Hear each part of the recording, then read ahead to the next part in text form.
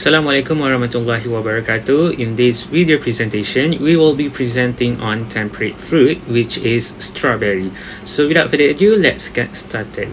Our group consists of 5 members, namely LATIF NURHAFIZ bin HASARUDIN, IRFAN NAJMI bin YUSUF, me myself Muhammad AIMAN bin Muhammad SAWAL, and lastly Muhammad AZRI bin ZAINUDDIN. I will start with the introduction. Strawberry is a soft, juicy and high-value fruit that is widely consumed. It grows well in moderate climate with temperature of around 22 to 25 degrees Celsius. Strawberry quality is strongly affected by temperature, humidity, and water loss, which can increase respiration and fruit decay if not properly controlled. Not to mention, pests and disease during pre-harvest can also weaken plants and cause serious post-harvest losses. Therefore, proper post-harvest handling and suitable storage technologies are important to maintain fruit quality and extend shelf life.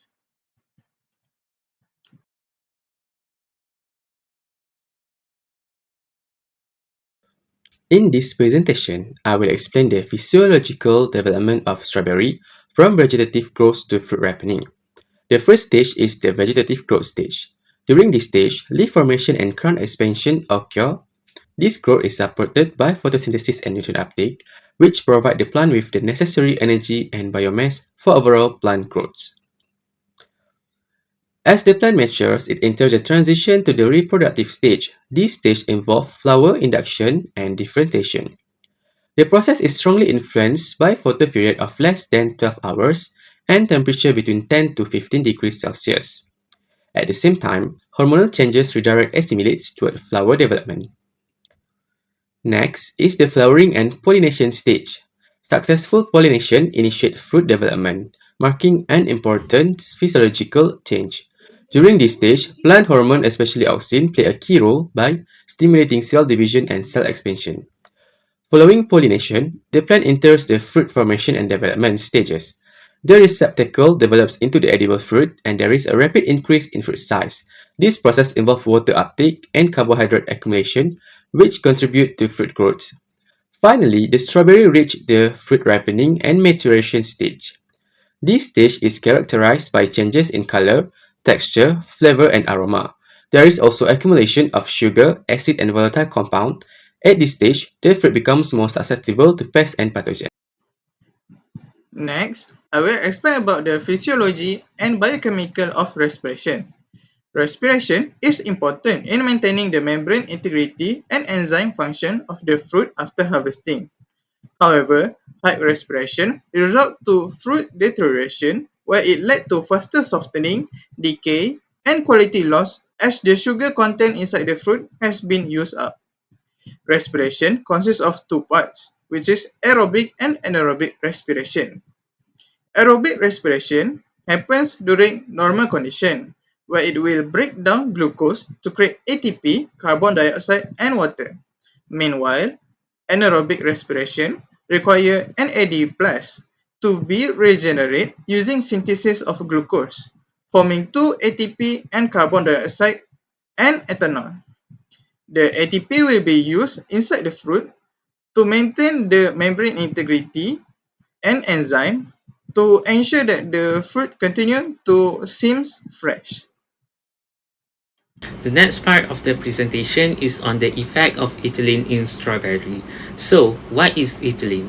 Ethylene is a simple, naturally occurring organic molecule that is a colorless gas at biological temperature, and it plays an important role in inducing the ripening and aging process of fruits.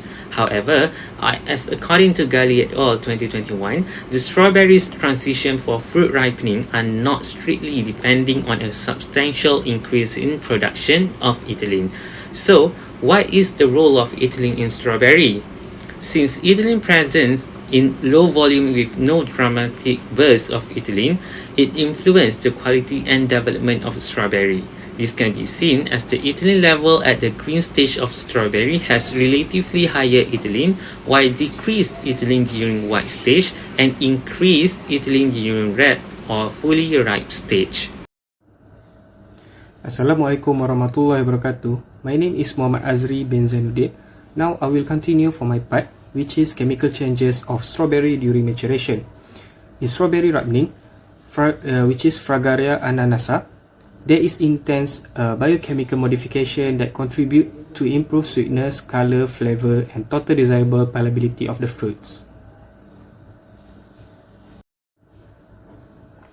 So, what is the biochemical modification that contribute in ripened strawberry?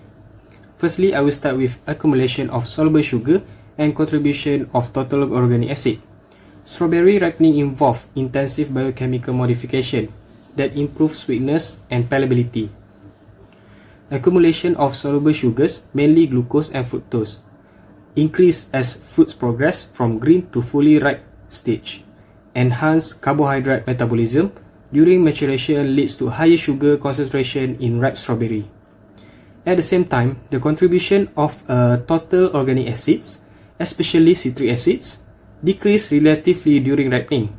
The increased sugar to acid ratio enhance perceived sweetness and signal fruit ripeness to consumers.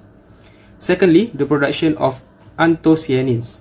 Anthocyanins are natural pigments that give strawberries their red color, which is as a strawberry ripened, the amount of anthocyanins increase rapidly. These pigments are produced through a natural biochemical pathway during fruit maturation. Pelargonidin is the main anthocyanin responsible for the bright red color of ripe strawberries. In unripe strawberries, anthocyanins levels are low, so the fruits appear green or pale. The increase in anthocyanins is controlled by specific genes, which is MYB10, that activate color formation during ripening.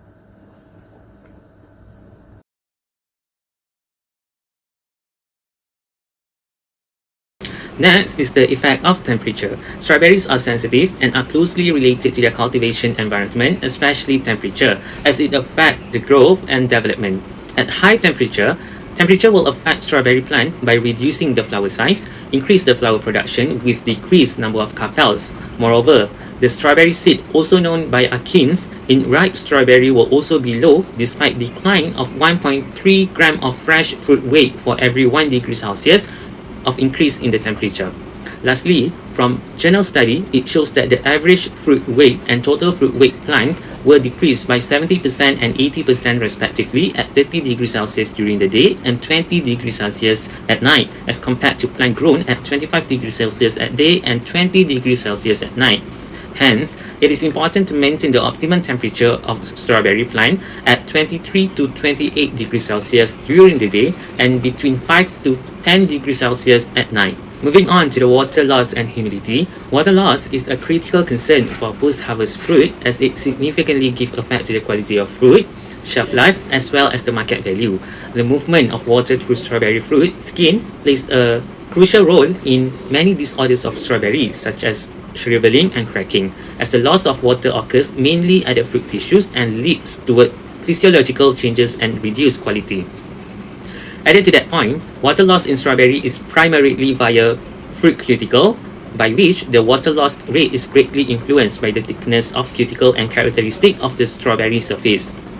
The characteristic of high permeability of the strawberry fruit surface will result in high water losses through transpiration process. Therefore, surrounding relative humidity should be maintained at optimum level, as low relative humidity will result in high rate of transpiration, thus greater loss of the fruit moisture.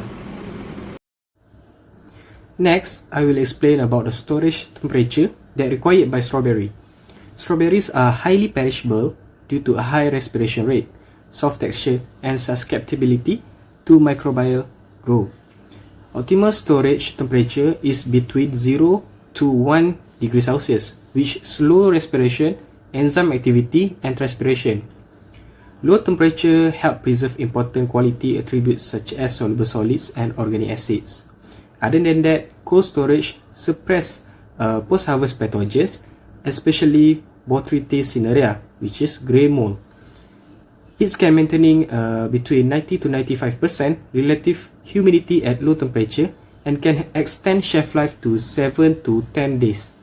Temperature fluctuations or freezing may cause chilling injury and reduce market quality. The important part in post-harvest are storage. There are several storage technology can be used to extend shelf life of the strawberry. Firstly, control atmosphere storage. It can regulates oxygen and carbon dioxide, the concentration to reduce respiration and decay. Low oxygens and slightly elevated carbon dioxide levels can help maintain fruit firmness, color, and antioxidant content. CA storage combined with low temperature effectively inhibits fungal growth such as grey mold. Secondly, hyperbaric storage. It can reducing the atmospheric pressure around the commodities. It can reduce pressure can result in reduced oxygen levels and ethylene concentration. The method can preserve vitamin levels and quality attributes associated with berries when applied over a prolonged period. Lastly is ozone treatment and ultraviolet C, which is light treatment. This method is not common and suitable for use by the farmers and can be used in laboratory session. This technology works to decrease the microbial load on the surface of the fruit without leaving any chemical residue. Research study shows that low-dose ozone treatment and UVC treatment can successfully inhibit the growth of botrytis cinerea on strawberries without affecting firmness and visual appearance. Now, I will explain about pests and disease during pre-harvest and post-harvest handling. Among the pests that we found during pre-harvest is aphids, where it causes stunting of fruit development. Among the method of handling this pest is through the usage of pesticide during farming or ladybug as biological control. Other than that, we also face neopistoloptosis, where it causes leaf blight and crown rot. This disease causes plant to be weakened and usually led to the plant death.